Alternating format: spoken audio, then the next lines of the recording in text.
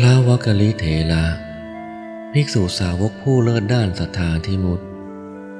พระไตรปิฎกอัตถกถาคุตกนิกายคาถาธรรมบทภิกขุวรรคที่ 25อดีตชาติสมัยพระพุทธเจ้าปทุมมุตระสมัยพระพุทธเจ้าปทุมมุตระพระองค์นั้นพระเถระนี้เกิดในเรือนมีสกุลในกรุงหังสาวดีเมื่อเจริญวัยแล้ววันหนึ่งท่านไปวิหารกับอุบาสกทั้งหลายแล้วยืนอยู่ท้ายที่ประชุมฟังธรรมได้เห็นพระพุทธเจ้าทรงแต่งตั้งภิกษุรูปหนึ่งไว้ในตำแหน่งภิกษุผู้เลิศด้านน้อมไปในศรัทธาท่านปรารถนาตำแหน่งนั้นจึงถวายทานแด่พระพุทธเจ้าและภิกษุสงฆ์ตลอด7 วันแล้วตั้งความปรารถนาพระศาสดาเห็นความปรารถนาไม่มีอันตรายจึงทรงพยากรณ์ว่าจักสำเร็จพระวักกลิเถระเล่าไว้ภายหลังบรรลุพระอรหันต์แล้วว่าในครั้งนั้นเราเป็นบุตรของพราหมณ์ในพระนครหังสาวดีเข้าไปฟังพระธรรมเทศนาจากพระศาสดาพระองค์ยังชนทั้งปวงให้ยินดีด้วยสำเนียงอันสนอโสดและด้วยพระธรรมเทศนาอันลุ่มลึกทรงชมสาวกของพระองค์ว่าภิกษุอื่นที่พ้นกิเลสด้วยศรัทธามีความคิดดีขวนขวายในการดูเราเช่นกับวักกลิภิกษุนี้ไม่มีเลยครั้งนั้นภิกษุผู้เลิศด้านนี้ก็ชื่อว่าวักกลิเราได้สดับพระพุทธภาษิตนั้นจึงชอบใจฐานันดรนั้นเรานิมนต์พระตถาคตผู้ปราศจากมลทินพร้อมด้วยพระสาวกให้เสวยตลอด7 วันแล้วให้ครองผ้าเราหมอบลงกราบแล้วทูลว่าข้าแต่พระมุนีขอให้ข้าพระองค์ได้เป็นเช่นกับภิกษุผู้มีศรัทธาทิมุตที่พระองค์ทรงตรัสชมเชยว่าเลิศกว่าภิกษุผู้มีศรัทธาในพระศาสนานี้เถิดพระมหามุนีได้ตรัสพระดำรัสในท่ามกลางบริษัทว่าจงดูมานพผู้นี้ผู้นุ่งผ้าเกี้ยงสีเหลืองมีอวัยวะอันบุญสั่งสมให้คล้ายทองคำในอนาคตการมานพผู้นี้จะได้เป็นพระสาวกของพระโคดมผู้แสวงหาคุณใหญ่ในขับที่แสนจากกัปนี้จักมีพระศาสดาพระนามว่าโคตมะเสด็จอุบัติขึ้นในโลกมานพผู้นี้จะเป็นธรรมทายาทของพระศาสดาพระองค์นั้นจักเป็นสาวกของพระศาสดามีชื่อว่าวักกลิหลังจากตายจากมนุษย์แล้วไปเกิดในสวรรค์ชั้นดาวดึงส์หลังจากท่องเที่ยวในเทวโลกและมนุษย์โลกถึงการแห่งพระพุทธเจ้าโคตมะของพวกเราพระเถระนี้มาบังเกิดในตระกูลพราหมณ์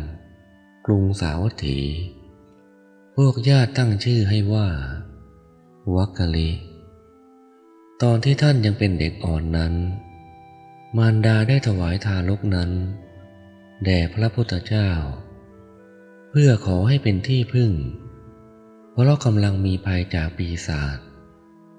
ดังที่ท่านเล่าไว้ในภายหลังบรรลุพระอรหันต์แล้วว่าเรามีความสุขในที่ทุกสถานท่องเที่ยวไปในภพน้อยภพใหญ่ภพสุดท้ายนี้ได้เกิดในสกุลหนึ่งในพระนครสาวัตถีมารดาของเราถูกภัยจากปีศาจคุกคามมีใจหวาดกลัวจึงให้เราผู้ละเอียดอ่อนเหมือนเนยข้นนุ่มนิ่มเหมือนใบไม้อ่อนๆจับเราที่ยังนอนหงายให้นอนลงแทบเท้าพระบาท ครองพระผู้แสวงหาคุณใหญ่พร้อมกราบทูลว่าข้าแต่พระโลกนาถพระผู้เป็นที่พึ่งของโลกหม่อมฉันขอถวายทารกนี้แด่พระองค์ขอพระองค์จงทรงเป็นที่พึ่งของเขาด้วยเถิดในครั้งนั้นสมเด็จพระมุนีผู้เป็นที่พึ่งของหมู่สัตว์ผู้ที่กำลังหวาดกลัวพระองค์ได้ทรงรับเราด้วยฝ่าพระหัตถ์อันอ่อนนุ่มมีตาข่ายอันท่านกำหนดด้วยจักรนับแต่นั้นมาเราก็เป็นผู้ถูกรักษาโดยพระพุทธเจ้าจึงพ้นจากความป่วยไข้ทุกอย่างอยู่โดยสำราญเมื่อเจริญวัยแล้วท่านเล่าเรียนไตรเพศจนจบศิลปศาสตร์ของพวกพราหมณ์ทั้งหมดวันหนึ่งท่านเห็นพระพุทธเจ้าแล้วมองดูพระรูปกายสมบัติไม่รู้สึกว่าอิ่มในการมองจึงเที่ยวจาริกไปกับพระศาสดาไม่อยากอยู่บ้านเพราะคิดว่าอยู่บ้านแล้ว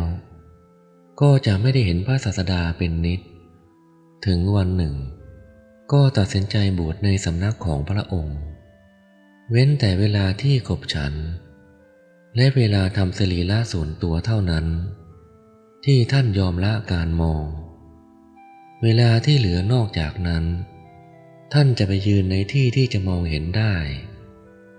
การงานอะไรๆก็ทิ้งหมดเพื่อเฝ้าดูอย่างเดียวในการสาธยายและการบำเพ็ญกรรมฐานเป็นต้นท่านก็ไม่ทำฝ่ายพระศาสดาไม่ได้ตรัสว่ากะไรทรงรอคอยความแก่รอบแห่งญาณของท่านอยู่เมื่อพระพุทธเจ้าทรงทราบว่าญาณของพระวักกะลิแก่กล้าแล้ววันหนึ่งจึงตรัสให้โอวาทซึ่งพระกะลิเล่าไว้ว่าอย่าเลยวักกะลิประโยชน์อะไรในรูปกายที่น่าเกลียดซึ่งคนพาลชอบเล่าก็บัณฑิตใดเห็นสัตธรรม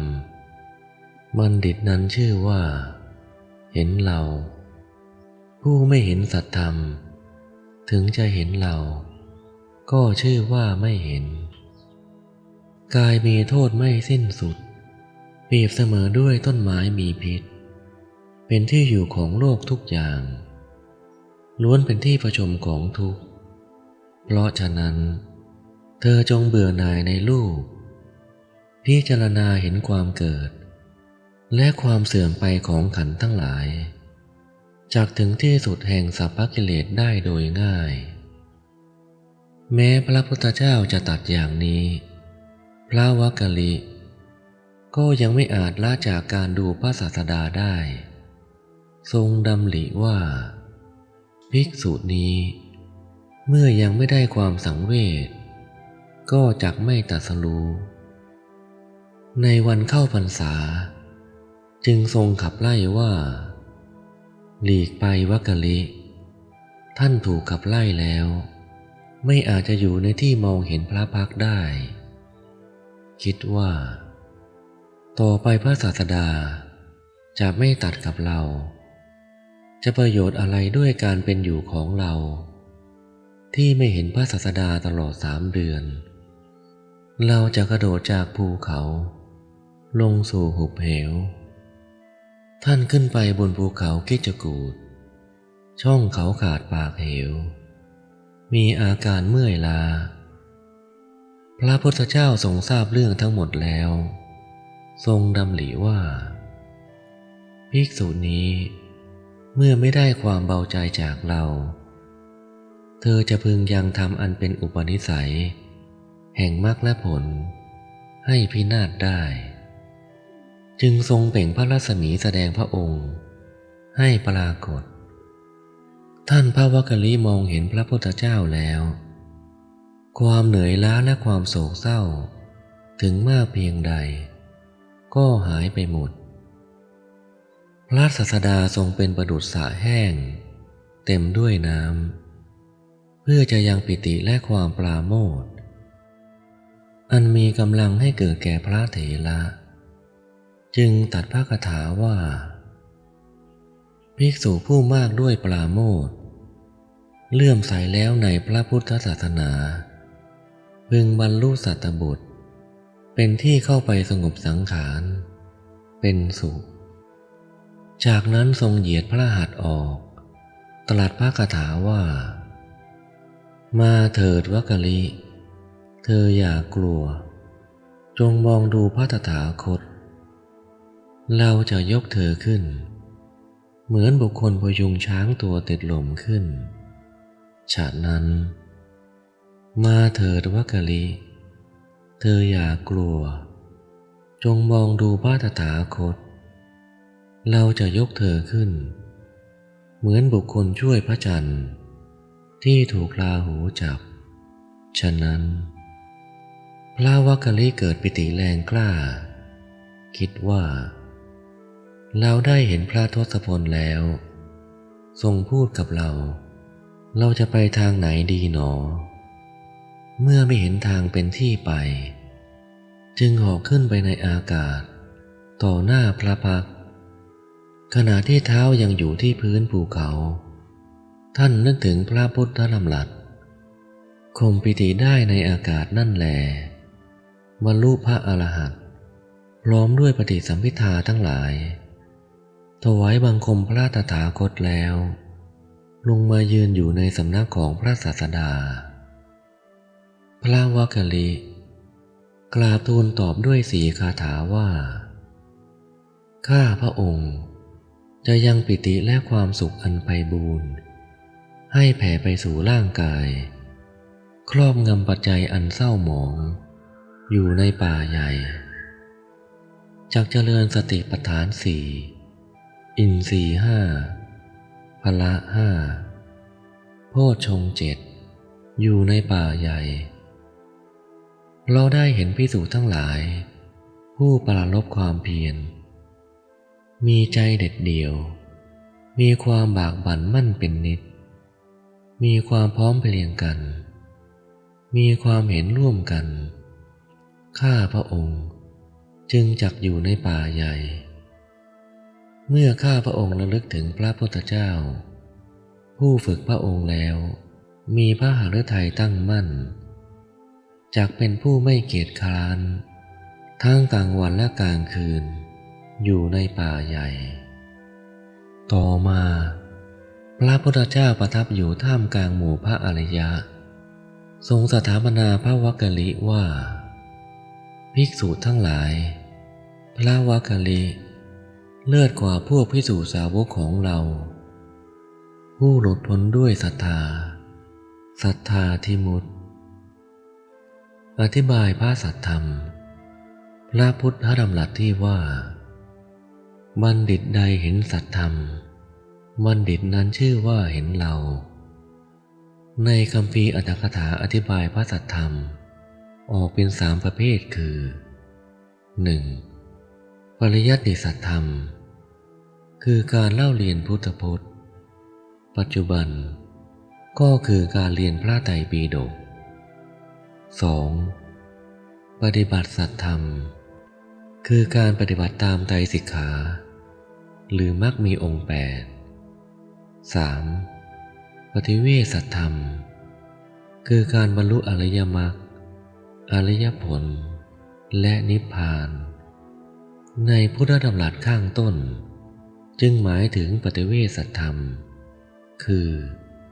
เมื่อรู้แจ้งปฏิเวสสัทธรรมก็เท่ากับเห็นความเป็นพระพุทธเจ้าและเห็นปฏิปทาทั้งหมดของพระองค์ไม่ต้องรอให้ใครชี้ให้ดูพระองค์